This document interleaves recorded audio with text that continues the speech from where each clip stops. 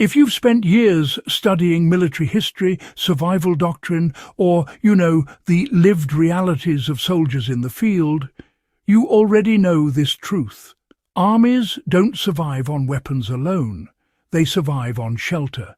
Not comfort, not luxury, but shelter that works when everything else fails. During World War II, tens of millions of men were forced to solve the same problem under fire, in freezing rain, snow, mud, and high winds. What emerged from that pressure was a shelter method so brutally practical that it quietly outperformed tents in some of the worst conditions of the 20th century. And honestly, it's largely forgotten today. Most people think of World War II soldiers sleeping in canvas tents or dug-in barracks. That's the sanitized version. In reality, tents were heavy, visible, and fragile under artillery shockwaves. What endured instead was a low-profile shelter technique built from earth, timber, and clever geometry. This wasn't improvisation. It was doctrine refined by necessity. And once you understand how it worked, you'll realize it still outclasses modern camping shelters in raw survivability. This episode is about that shelter, why it worked, and how you can still apply its principles today, whether you're a reenactor, historian, or, a serious survivalist who cares more about function than aesthetics. Why World War II armies quietly moved away from tents whenever possible. By 1942, most frontline units had learned the hard way that tents were liabilities. Canvas ripped under wind load, collapsed under snow, and turned into sails during storms. Worse, tents were visible from the air. A white or khaki rectangle against dark terrain might as well have been a flare. Once aircraft spotting improved, tents became artillery magnets. So, armies adapted. German, Soviet, British and American field manuals all began emphasizing earth-integrated shelters whenever time allowed. These weren't permanent bunkers. They were, fast-built, low-signature shelters that blended into terrain and resisted weather through mass rather than fabric. The key insight was simple. Earth doesn't flap, tear, or freeze. If you could get below the wind line and anchor yourself into the ground, storms stopped being the enemy. Cold air flowed over you instead of through you. The World War II shelter trick that outlasted storms was the earth-covered lean-to dug into terrain. At its core, the shelter was a shallow dug-in bay, carved into a slope or embankment, roofed with timber and sealed with earth. Unlike a foxhole, this wasn't just for combat. It was for living, Soldiers slept, dried their gear, cooked, and waited out storms inside these structures for days or even weeks at a time. Construction followed a logic born of repetition. First, soldiers selected a slope rather than flat ground. Slopes naturally shed water, and digging horizontally is just faster than digging down. A shallow cavity was cut into the earth, just deep enough to sit or lie below ground level.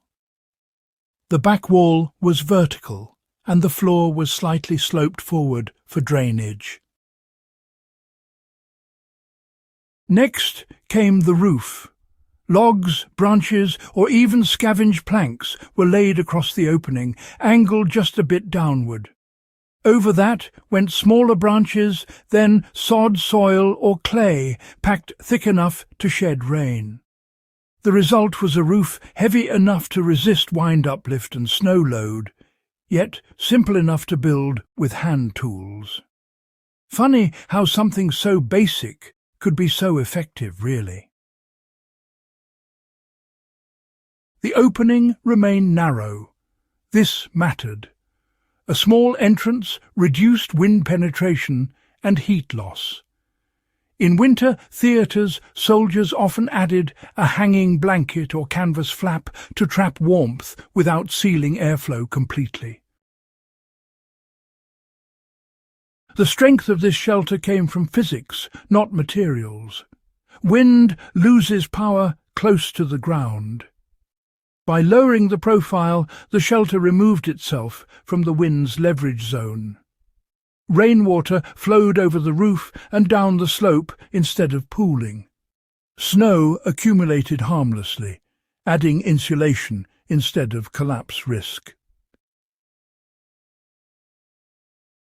Earth also stabilized temperature. Even a shallow layer of soil buffers extremes.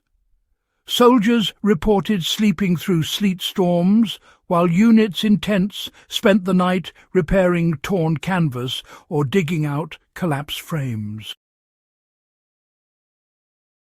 Perhaps most importantly, this shelter failed gracefully. If a roof sagged, it didn't tear apart. It compressed. If water intruded, it did so slowly, giving time to correct drainage. Tents fail suddenly. Earth shelters give warnings.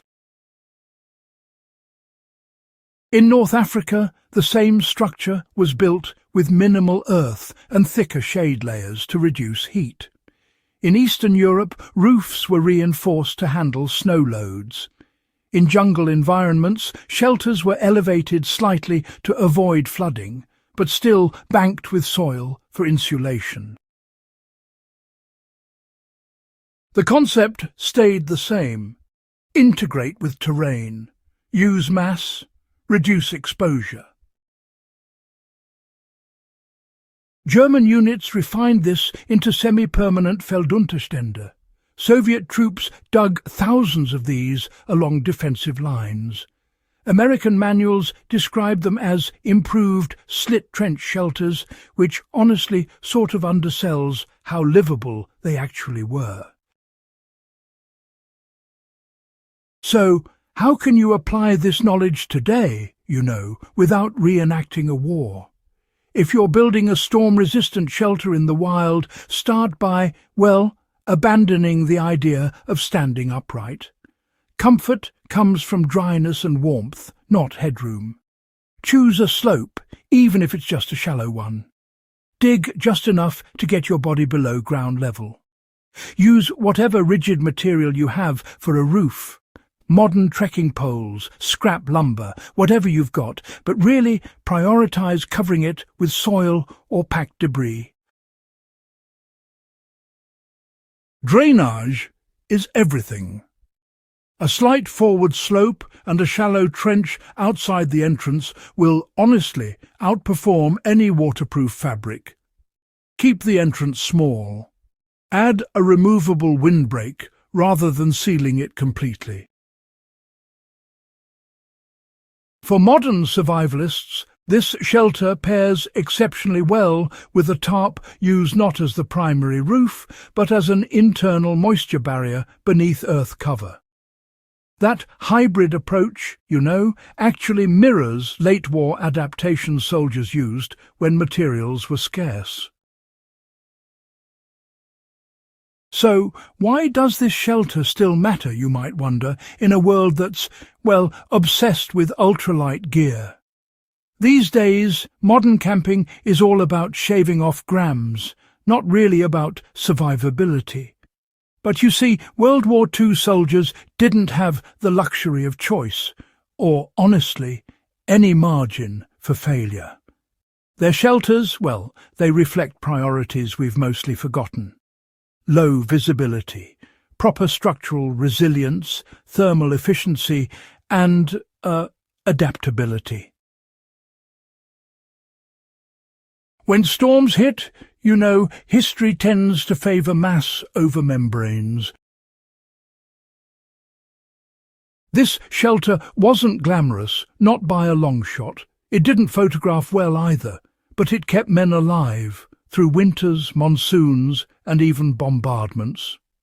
That's exactly why it deserves our attention today, not just as a bit of nostalgia, but as a living lesson in applied historical knowledge.